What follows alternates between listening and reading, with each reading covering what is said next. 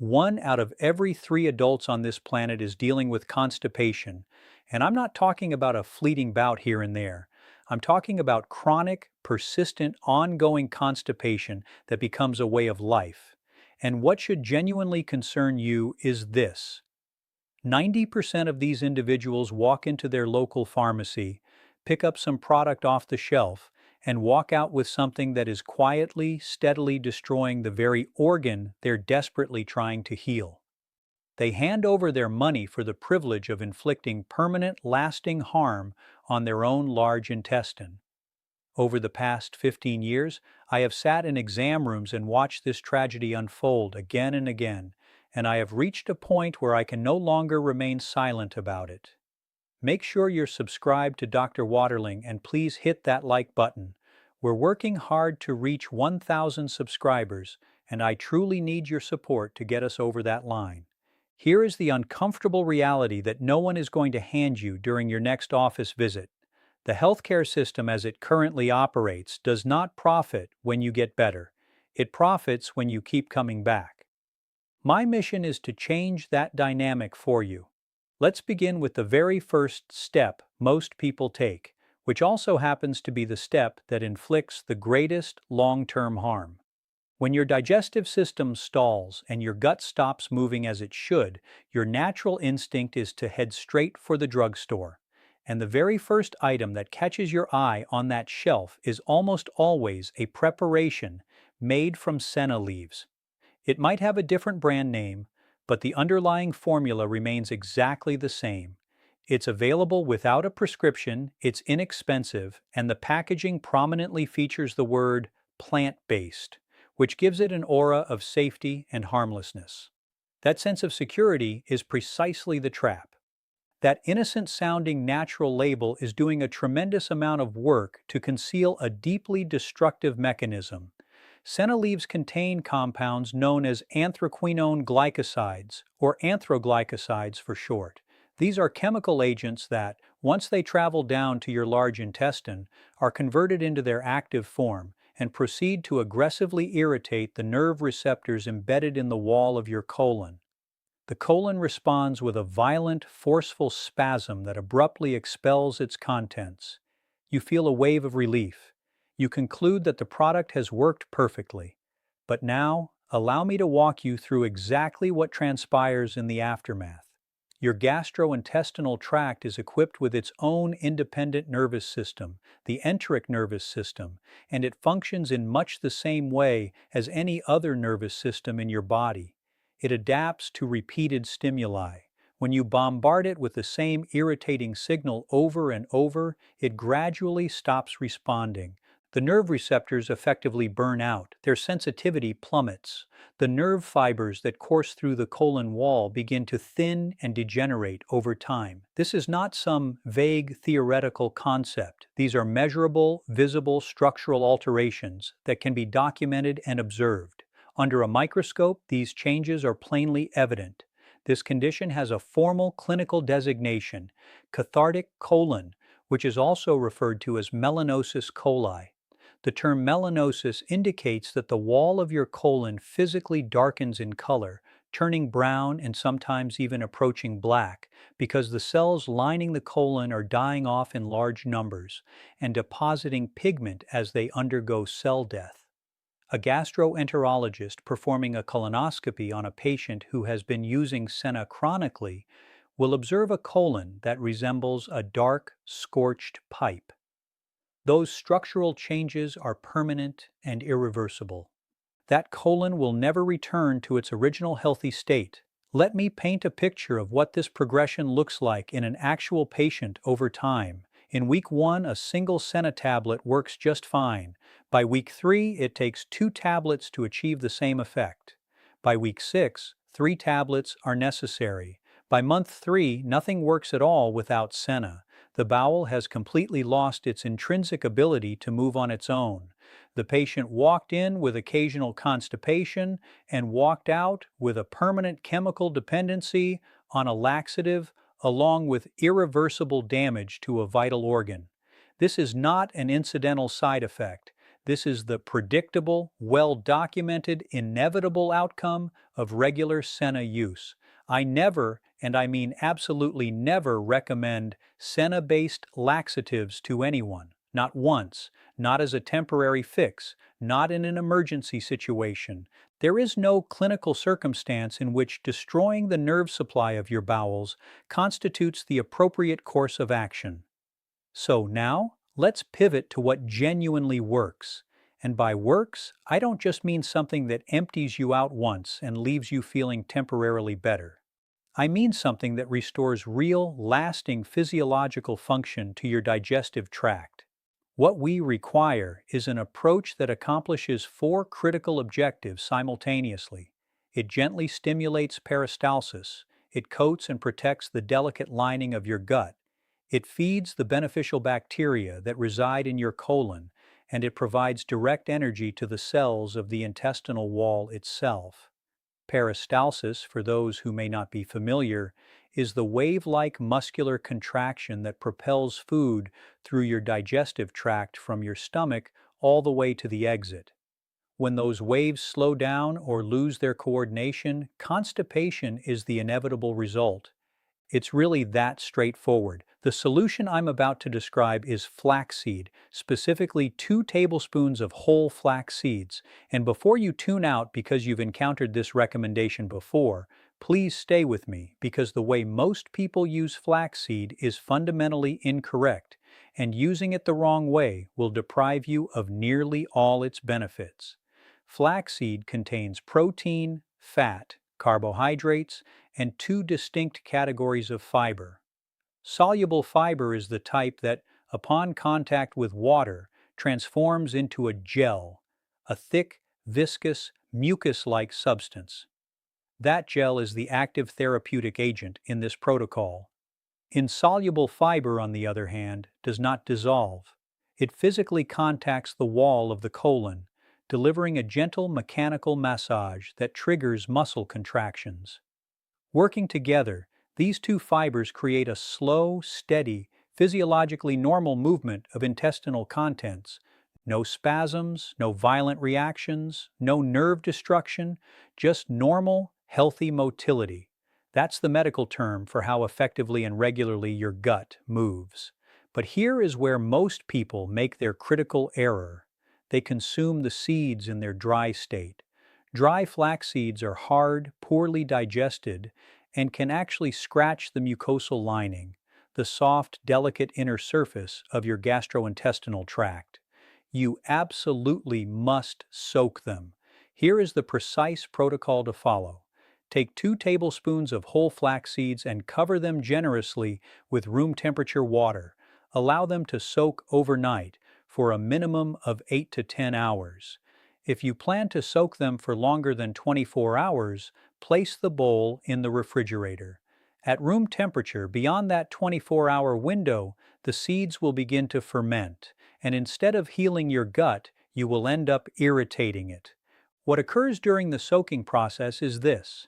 The outer shell of the seed softens, and the soluble fiber begins to leach out into the water, forming a thick gel around each individual seed. That gel is the therapeutic agent. It coats the mucosal lining from your stomach all the way down to your colon. If you suffer from gastritis, inflammation of the stomach lining, this gel reduces irritation and actively supports the healing process. If you have inflammation further down in the bowel, the same protective effect applies. Physically, it creates a slick, lubricated environment that allows intestinal contents to move through far more easily. One absolutely critical point: after soaking, do not rinse the flax seeds. The liquid they have been soaking in is loaded with soluble fiber and active beneficial compounds. If you pour that liquid down the drain, you have just discarded the most valuable component of the entire process. You must use the seeds along with all the soaking liquid together. Next, add sesame seeds, also soaked overnight. Sesame is rich in calcium, and this is clinically relevant, not just nutritionally interesting. Calcium is directly involved in the contraction of muscle cells, including the smooth muscle cells in the wall of your intestine. Without adequate calcium, those cells contract poorly.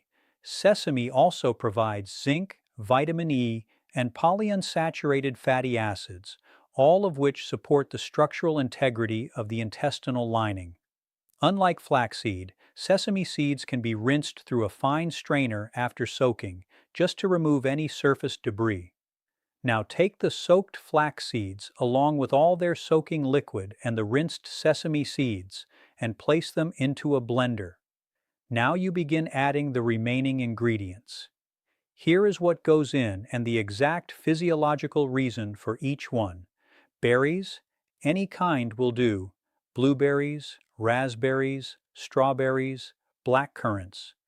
Berries contain pectin, which is another form of soluble fiber with a well-documented anti-inflammatory effect on the intestinal lining. They also contain anthocyanins, the pigments that give berries their deep, vibrant color. Anthocyanins are potent antioxidants that protect the mucosal cells of the gut from oxidative damage. Prunes, 3 or 4 of them. The laxative effect of prunes has been recognized for thousands of years, and modern science has finally caught up with the explanation. Prunes contain sorbitol, a natural sugar alcohol that draws water into the lumen of the intestine, the inner space where the stool sits. More water in that space translates to softer, more mobile stool. Prunes also contain chlorogenic acids, compounds that have been shown to directly stimulate peristalsis. 3 or 4 prunes in this smoothie make a measurable therapeutic difference. Banana, ripe or slightly underripe, each offering its own benefits. Banana provides sweetness and, critically, potassium. Potassium is an essential mineral for muscle function, including the smooth muscle of the intestinal wall. Low potassium levels slow peristalsis. An underripe banana also contains resistant starch, a type of carbohydrate that your small intestine cannot digest, so it passes intact to your colon and feeds the beneficial bacteria living there, thereby improving your gut microbiome. A ripe banana provides faster energy and has a gentler effect on blood sugar. Fresh greens, parsley, dill, cilantro, spinach, whatever you have on hand. Greens supply chlorophyll, folate, vitamin K, and magnesium. Magnesium is something I want to spend a moment on because most people do not fully understand what it actually does in the gut. Magnesium relaxes smooth muscle. That may sound counterintuitive for a constipation treatment. Shouldn't you want the muscle to contract? Here is the key insight. A significant portion of constipation is not because the colon is sluggish. It's because the colon is overcontracted, squeezing chaotically without producing useful forward movement. Magnesium normalizes that rhythm. It resolves the spasm and restores coordinated productive contractions.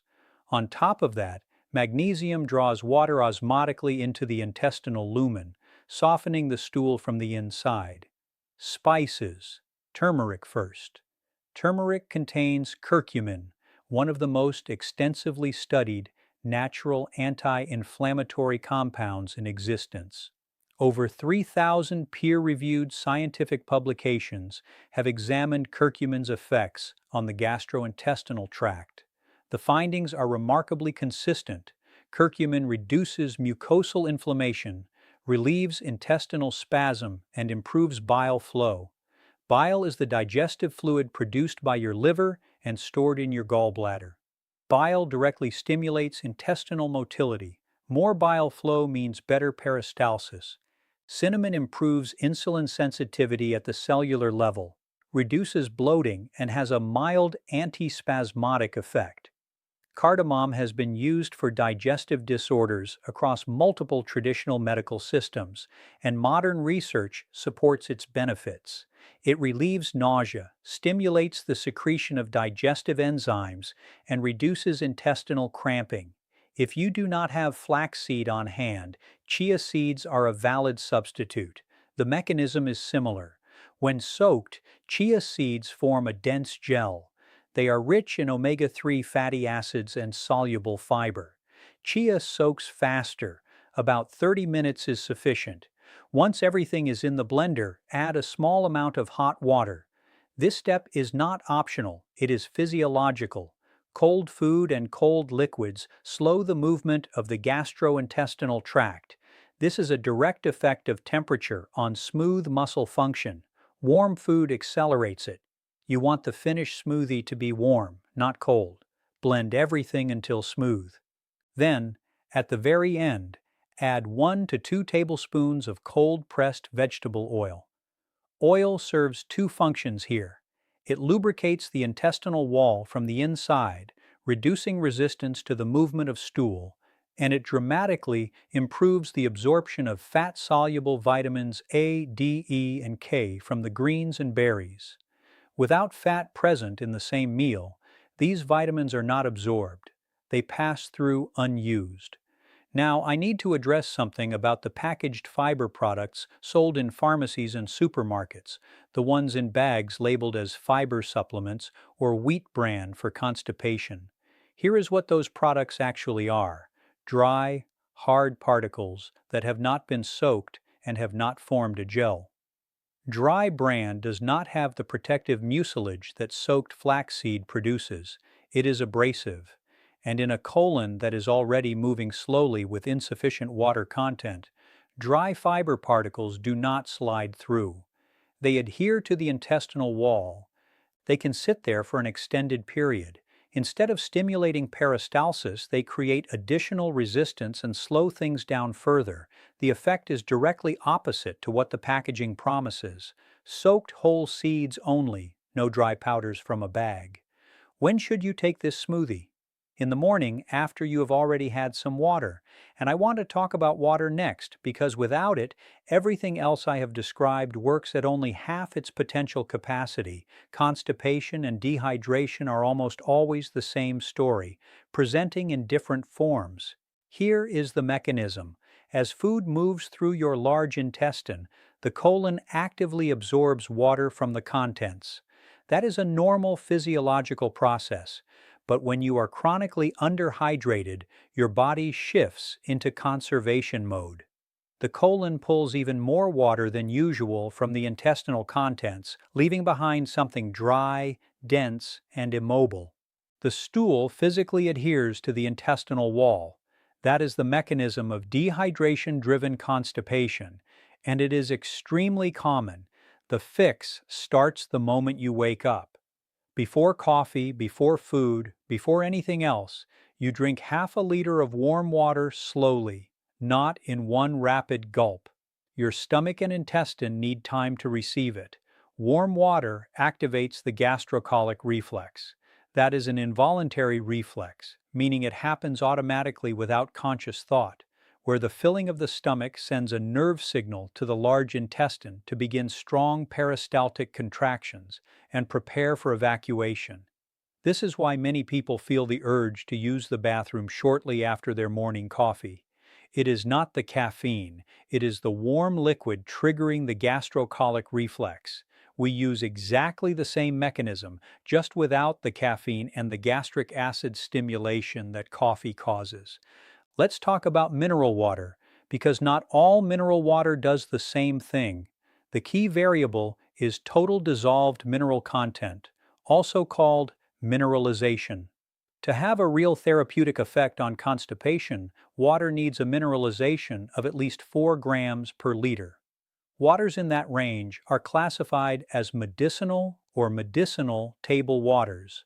They work osmotically, meaning the dissolved salts in the water attract fluid into the intestinal lumen, physically softening the stool from the inside. Essentia number 4 is a good example of a low to moderate medicinal water. Essentia number 17 has higher mineralization and a more pronounced effect. Magnesium-rich mineral waters deserve special attention. As I explained with dietary magnesium, the magnesium in water relaxes intestinal spasm and draws fluid into the colon.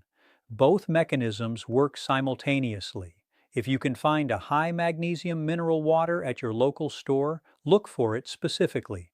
Check the label for listed magnesium content. One non-negotiable rule about packaging: buy mineral water in glass bottles only. This is not merely an environmental preference, this is chemistry. Plastic releases microparticles and chemical compounds, bisphenol A, phthalates, and related substances, when it contacts liquid. Saline mineral water is more chemically aggressive than plain water and leaches these substances from plastic more intensively. Research published in recent years has detected microplastic particles in human blood, in lung tissue, and in the placentas of pregnant women. According to data from multiple scientific publications, the average human body has now accumulated enough microplastic to manufacture a plastic credit card. Glass is chemically inert. It does not interact with what is stored in it. Glass only. Before drinking, degauss the water. Open the bottle, pour it into a glass, and let it sit for a few minutes. Stir with a spoon. The carbonation dissipates. This matters because carbonated water in an already slow intestine produces gas, bloating, and pain. You do not need additional gas load on a gut that is already underperforming. Drink it warm and flat. One important caution: high mineralization medicinal water is a therapeutic agent, not a daily beverage in large quantities. Sustained high intake puts a significant salt load on your kidneys and your cardiovascular system. If you have hypertension, that is high blood pressure, or any kidney condition, this is especially relevant. 1 to 2 glasses on an empty stomach in the morning during an active episode of constipation is a reasonable therapeutic dose. For everyday hydration, use regular drinking water or a low mineralization water under 1 gram per liter. Here is what to expect when you run this protocol. The effect is cumulative. Build that expectation in from day one. Do not wait for something dramatic on the first morning. By day 2 or 3, the heaviness and bloating sitting in your abdomen will begin to ease. Any abdominal discomfort or cramping will reduce or resolve. By day 4 or 5, the bowel starts moving actively. In some patients, the initial response is impressively thorough. The body begins clearing what has accumulated over days or weeks. That is not a problem. That is the expected, healthy physiological response of an organ that has finally been given what it needs to work properly. Here is something worth knowing about how age changes all of this. After the age of 45, intestinal motility naturally slows down. Digestive enzyme production decreases. The sensitivity of nerve receptors in the intestinal wall diminishes. The volume of protective mucus produced by the intestinal lining drops. These are normal changes of aging, not disease, just biology. But they mean that what resolves in 2 days for a 30-year-old may require a more systematic, sustained approach for someone in their 50s or 60s. The protocol I have described works at every age, but the timeline and the consistency required differ. How old are you? Write it in the comments below. I want to know which age groups are watching, because the next videos I make on digestive health will be built around where you actually are, not around some hypothetical average patient. So, here is exactly what you do after you finish watching this video. Tonight, take 2 tablespoons of whole flax seeds and cover them with room temperature water. If you have sesame seeds, soak those separately. Leave them for a minimum of 8 to 10 hours. If you have senna-based laxatives in your home, remove them from the cabinet. They damage the nerve supply of your colon with repeated use and create a dependency that is very difficult to reverse. That is not an opinion. That is documented pathology with a clinical name.